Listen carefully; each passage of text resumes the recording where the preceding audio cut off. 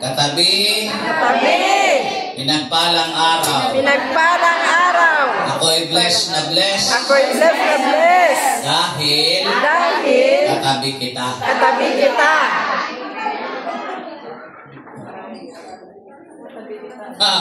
Amen ba? Amen. So, okay.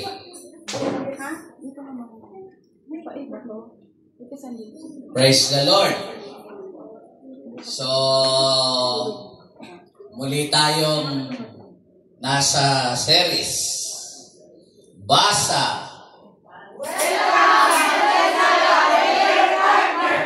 Basic Christian Maturity Seminar, Day 7, August 10, 2025. The Foundations of Christian Living. Semifinals na tayo. Semifinals na yan. Amen. Kasi 8 yun. 8 topics. So, I'm hoping na founded na tayo. The foundations of Christian living. Matatag na ang ating buhay pananampalataya. Dahil yung pinaka-basic na pag-unlad ng Kristiyano ay makakagraduate na tayo. Okay. So, sabayan nyo yung palakpak.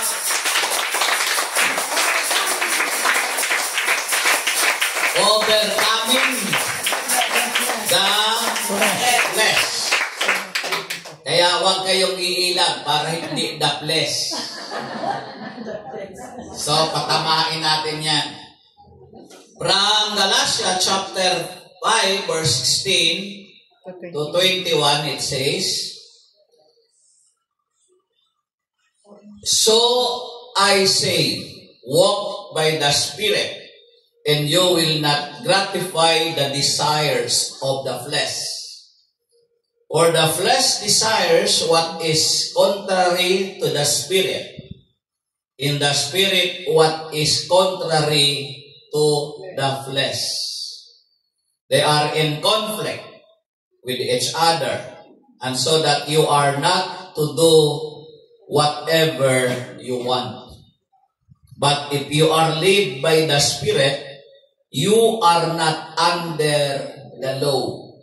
The acts of the flesh are obvious: sexual immorality, impurity, and debauchery, idolatry and witchcrafts, hatred, scorn, jealousy, fits of rage, selfish ambition, dissensions, factions, and envy, drunkenness, urges, in the like. I warn you, as I did before, that those who live like this will not inherit the kingdom of God. Clap your hands together.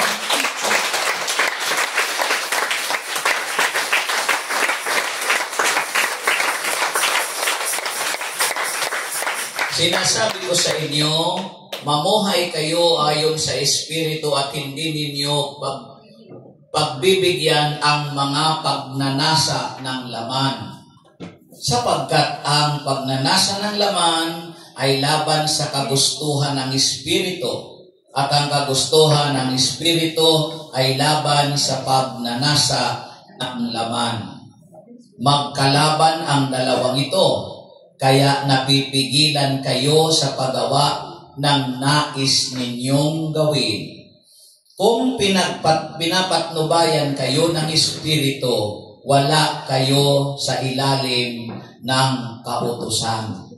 Hindi maikakakaila ang mga gawa ng laman: pakikiapid, kahalayan at kalaswaan, pagsamba sa Diyos-Diyosan, pangkukulam, pagkapuot, pag-aaway-away, pagsisilos, pagkakagalit at kasakiman, pagkakampi-kampi at pagkakabaha-bahagi. pagkainggit, pagpatay, paglalasing, walang habas na pagsasaya, at iba pang katulad nito. Muli ko kayong binabalaan, ang gumagawa ng mga ito ay hindi magkakaroon ng bahagi sa kaharian ng Diyos. Mga ginigiliw kong kapatid, kapanalig, ito ang mabuting balita ng ating kaligtasan. Salamat sa Diyos.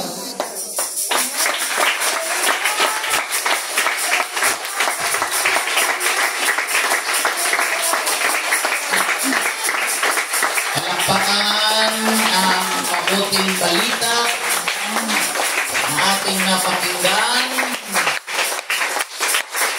Habang pumapalakpak, nire-relax ang sarili. Hallelujah! Praise the Lord!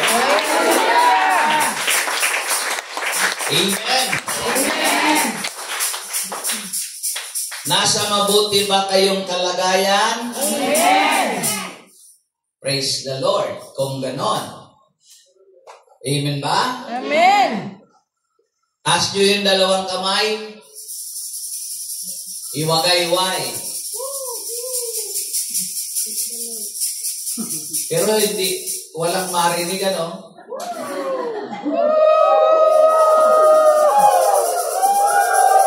Usal ng pagsamba. Iwagay-way, usal ng pagsamba.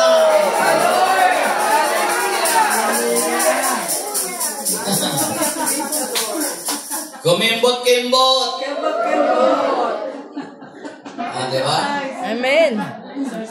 Okay na kayo? Amen! So, you may now be seated. Thank you, Lord. So, sabi ko sa inyo, the top 7 pang-pitong topics. At hindi ito tapusin natin ng 17. Ipagpapaliban natin yung last topic, which is the overcoming the work of evil. Kasi inauguration, an anniversary natin, celebrate natin dito. Kaya mag-topic tayo ng Thanksgiving on Sunday. So the next Sunday will be on 24. Yon yung ating final sa BCM. Mamaya i-announce natin, pag-usapan yung program natin next Sunday. Ito muna yung ating harapin. Okay? Overcoming the flesh. Ano sa inyong pangunawa? What is overcoming the flesh? Tagumpayan ang gawa na. Mapagtagumpayan ang laman daw, laman. No? Flesh, di ba? Laman. Gawa ng laman. Okay. So bakit? Ano bang problema sa laman mo? Yung nasa labas o nasa loob? Yung nasa loob, lamang loob yan. Okay? So, aralin natin what is overcoming the flesh. Ang tema natin, mga kapatid, no? Resisting sinful desires in living according to the Holy Spirit. Ayon sa lead ng banal na Espiritu at ating mapagtagumpayan, labanan natin yung sinful desires, yung sa ating nasa kalooban, no? Paglabanan sa ang ating mga kasalanang nagagawa o pagnanasa at mamuhay tayong ayon sa banal na Espiritu. So, yun ang ating tema. At ang layunin, the purpose is to align oneself more closely with God's will and to experience transformation into a more Christ-like individual. Amen po? Upang maihanay daw ang ating mga sarili ng mas malapit sa katotohanan sa kalooban ng Diyos. At maranasan natin yaong pagbabago tungo sa isang mas kapanipaniwala na makatulad tayo ni Kristo. Hindi lang yung parang kunwari lang katulad na ni Kristo. So yung word that to align oneself more closely to God's will. Hindi naman actually na ineksakto na talaga. More closely, mga kapatid sa Panginoon. So yan ang ating purpose kung bakit mayroon overcoming the flesh. So ito na ulit yung tanong. What is overcoming the flesh? Overcoming is mapagtagumpayan, to conquer, manalo, malusutan.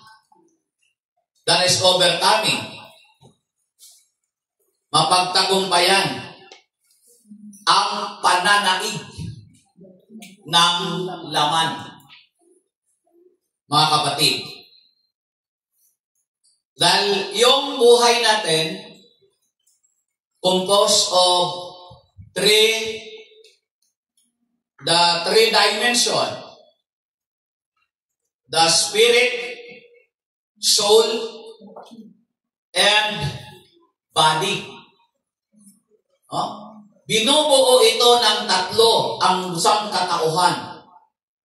May espiritu, may kaluluwa, at mayroon katawan. Ang spirit, ito yung access directly to the Spirit of God. Yung communication ng tao sa Diyos through spirit to spirit. Yung soul, mga kapatid, ito yung nagdadala ng feelings, pakiramdam.